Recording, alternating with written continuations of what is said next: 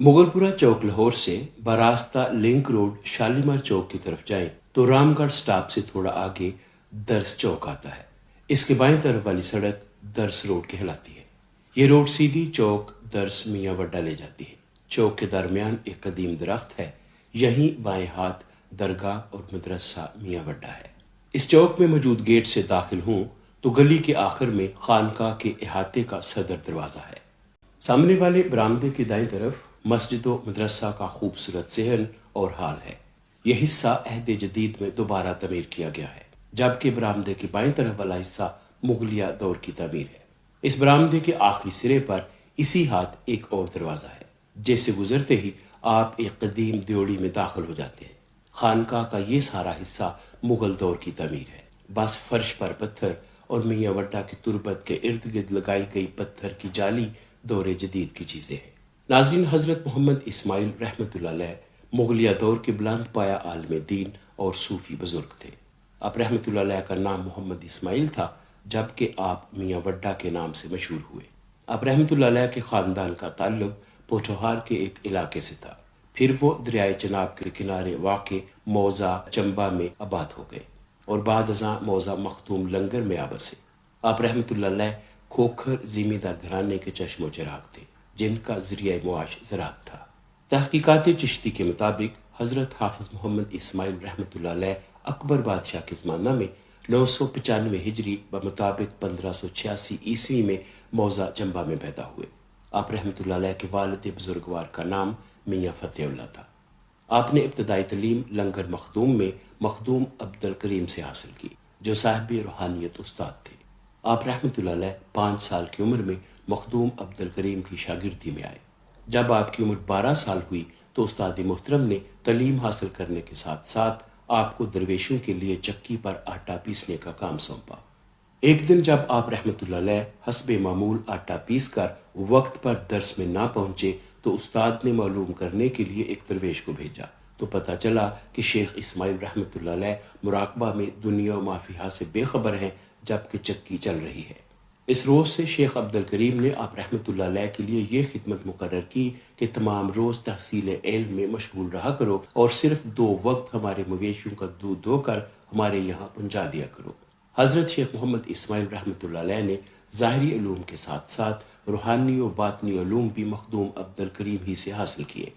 आप रहमतुल्लाह अलैह उनके मुरीद हुए और उन्हीं से इक्तसाब फैज़ करके वली कामिल बने और सिलसिला सोहरवर्दिया में ख़िरक़ा खिलाफत पाया। बाद अज़ां शेख मोहम्मद इस्माइल अल-मरूफ मियाँ वड्डा रहमतुल्लाह अलैह ने मुर्शद के हुक्म पर कुछ अरसा दरिया चनाब के किनारे एक मुकाम पर क़याम किया और फिर लाहौर तशरीफ़ ले आए। जब आप रहमतुल्लाह अलैह लाहौर आए तो इस वक्त आपकी उम्र 45 या 43 साल थी। आपने 40 दिन तक मखदूम सैयद अली हजवेरी रहमतुल्लाह अलैह के मज़ार पर इत्तिकाफ़ किया और फिर मुगलपुरा के करीब मोहल्ला तेलवाड़ा या तेलपुरा में आबाद हो गए। ये वही इलाका है जहाँ आजकल आप रहमतुल्लाह अलैह का मज़ार और मदरसा है। अब ये आबादी दर्स बड़े मियाँ या दर्स मियाँ वड्डा कहलाती है। मोहल्ला तेलपुरा में आप रहमतुल्लाह अलैह ने एक मदरसा कायम किया, जिसने आहिस्ता आहिस्ता एक अजीम दरसगाह की हैसियत इख्तियार कर ली। आप रहमतुल्लाह अलैह ने यहाँ एक मस्जिद भी तमीर कराई। आपने तमाम उम्र दीन इस्लाम की खिदमत व इशात में गुजारी। आप रहमतुल्लाह अलैह की ज़ुबान में बड़ी तसीर और बरकत थी। आपका पढ़ाने का अंदाज इस कदर पुरतसीर था कि बाज़ लोग महज चंद माह में ही कुरान मजीद हिफ्ज़ कर लिया करते थे। हज़रत हाफ़िज़ मोहम्मद इस्माइल रहमतुल्लाह अलैह का विसाल माह शवाल 1085 हिजरी बमुताबिक 1674 ईस्वी को औरंगज़ेब आलमगीर के अहद में हुआ। बाद अज़ विसाल आप रहमतुल्लाह अलैह को इस जगह दफन किया गया जहाँ आपकी खानका है। यहाँ कदरे बुलंद जगह पर 4 कब्रें हैं। आप रहमतुल्लाह अलैह की वसीयत के मुताबिक आपकी कब्र को पक्का नहीं किया गया। बाकी 3 कबूर में से एक हज़रत जान मोहम्मद की, दूसरी हज़रत नूर मोहम्मद की और तीसरी हज़रत मियाँ मोहम्मद सालेह की है। अब इन कबूर के इर्द गिर्द पत्थर की जाली लगा दी गई है। आप रहमतुल्लाह अलैह के मज़ार की 4 दीवारी के बाहर सैयद महमूद का मज़ार है। वो इस वक्त यहाँ मौजूद थे। उन्हीं की हिदायत पर आपने लाहौर में मुकीम होने से कबल 40 दिन तक मखदूम सैयद अली हजवेरी रहमतुल्लाह अलैह के मज़ार पर इत्तिकाफ़ किया था। हज़रत मीर सैयद महमूद उस ज़माना में मोहल्ला के रईस थे और नजाबत व तकवा में ख़ास मुकाम रखते थे। مغل بادشاہ شاہ جہان کو شیخ محمد اسماعیل رحمۃ اللہ علیہ سے بے حد عقیدت و ارادت تھی، اور اس نے آپ کے درس اور مسجد کے لیے خاصی زمین بھی وقف کی اور شاہی خزانہ سے سالانہ وظیفہ مقرر کیا۔ اس کی وفات کے بعد عالمگیر نے درس کے لیے 7 آباد کنویں مخصوص کرائے اور طلباء کے لیے قیام گاہیں بنوائیں جہاں انہیں کھانا بھی دیا جاتا تھا۔ تذکرہ اولیاء پاک و ہند کے مطابق مہاراجہ رنجیت سنگھ اپنے زمانے میں اس خانقاہ کی بہت عزت کرتا تھا۔ اس کی طرف سے نذرانہ بھی پیش کیا جاتا تھا، مگر اس کے مرنے کے بعد خانقاہ کا تقدس پامال کیا گیا۔ تاریخ کی کتابوں میں مذکور ہے کہ راجہ گلاب سنگھ والی جموں و کشمیر کے بھائی راجہ سوچیت سنگھ اور لاہور کی خالصہ فوجوں کے درمیان خانقاہ میاں وڈہ کے مقام پر زبردست جنگ ہوئی، جس میں راجہ سوچیت سنگھ مارا گیا۔ اصل میں یہ واقعہ اس طرح پیش آیا کہ مہاراجہ دلیپ سنگھ کے راج میں جب راجہ ہیرا سنگھ وزارت عظمیٰ پر فائز تھا، راجہ سوچیت سنگھ جموں سے آ کر یہاں ٹھہرا۔ خانقاہ کے مدرس اعلیٰ حافظ شرف الدین نے بہت زور لگایا کہ سکھ فوج یہاں قیام نہ کرے، مگر وہ نہ مانے۔ چنانچہ لاہور کی خالصہ فوج نے راجہ ہیرا سنگھ کے حکم کے مطابق حملہ کر دیا اور وہ مارا گیا۔